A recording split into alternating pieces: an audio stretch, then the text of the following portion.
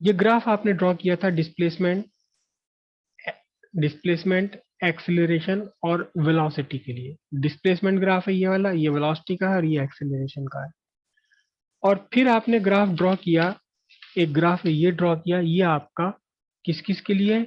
ये आपके potential energy, kinetic energy और टोटल एनर्जी का ग्राफ है। ठीक है, ये सारे ग्राफ आपको कोरिलेट करने हैं आपस में। देखिए ध्यान से, अगर कहीं आपसे कहा जाए कि टी बाई फोर पर क्या है, टी बाई फोर पर सबसे पहले तो आपको याद माइंड में आना चाहिए कि आपके पार्टिकल का डिस्प्लेसमेंट मैक्सिमम है। टी बाई फोर पर डिस्प्लेसमेंट मैक्सिमम है, कितना है ये? एम्पलीट्यूड के इक्वल, पॉजिटिव एम्पलीट्यूड के इक्वल है, वाई एक्सिस पर पॉजिटिव डायरेक्शन में है। साथ ही साथ आपको एकदम माइंड में आना चाहिए कि टी बाई फोर पर वेलोसिटी कितनी है? जीरो है। और टी बाई फोर पर ही एक्सेलरेशन कितना है? मैक्सिमम नेगेटिव है, -a ओमेगा स्क्वायर। साथ ही साथ टी बाई फोर पर और क्या चल रहा है? टी बाई फोर पर जो पोटेंशियल एनर्जी है, पोटेंशियल एनर्जी ये मैक्सिमम है, कितनी? ½ m a² ओमेगा स्क्वायर। साथ ही साथ टी बाई फोर पर काइनेटिक एनर्जी बिल्कुल जीरो है। काइनेटिक एनर्जी बिल्कुल की कितनी है?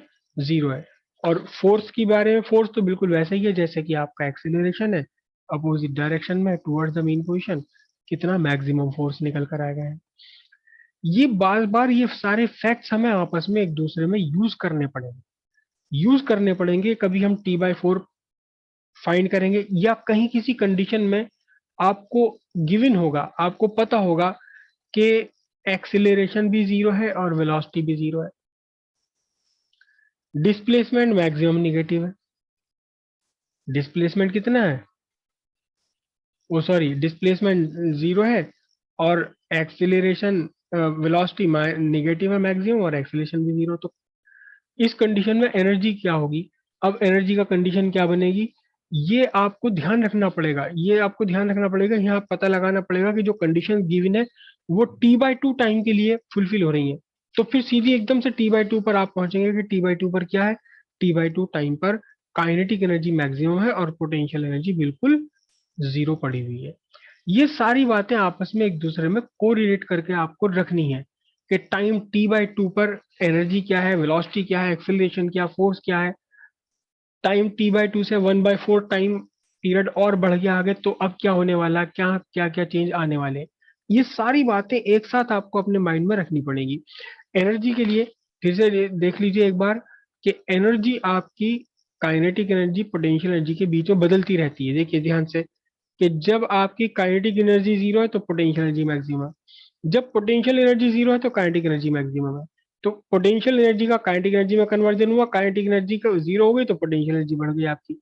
लेकिन किसी भी इंस्टेंट पर टोटल एनर्जी लगातार एक जैसी बनी रहती, ½ m a² omega square. Total energy में कोई चेंज नहीं आता, टोटल एनर्जी लगातार सेम बनी रहती है।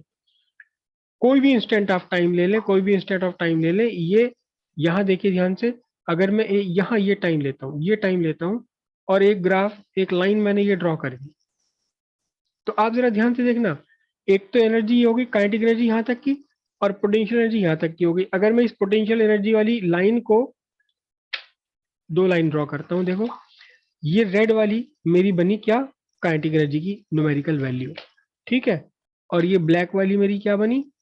Potential energy. अगर मैं ब्लैक वाली को उठा करके यहाँ लगा दूं, तो अब देखिए ध्यान से, काइनेटिक एनर्जी और पोटेंशियल एनर्जी दोनों मिलकर के अब भी टोटल एनर्जी सेम हो जाएंगी।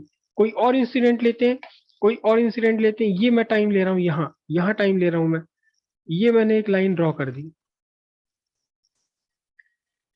ये बनी आपकी एक्स एक्सिस से लेकर के रेड वाले ग्राफ तक, ये बनी आपकी क्या चीज? Kinetic energy. और एक्स एक्सिस से लेकर के ब्लैक वाले ग्राफ तक ये कितनी बन गई? ये बन गई आपकी पोटेंशियल एनर्जी। अगर मैं इस रेड वाली लाइन को उठा करके यहाँ लगा दूं, तो आप देखो ध्यान से, अब फिर से दोनों मिलकर के पोटेंशियल एनर्जी और काइनेटिक एनर्जी मिलकर के अब भी वही की वही रही। किसी भी इंस्टेंट पर टोटल एनर्जी हमेशा कांस्टेंट बनी रहती, ½ m a² ओमेगा स्क्वायर के इक्वल।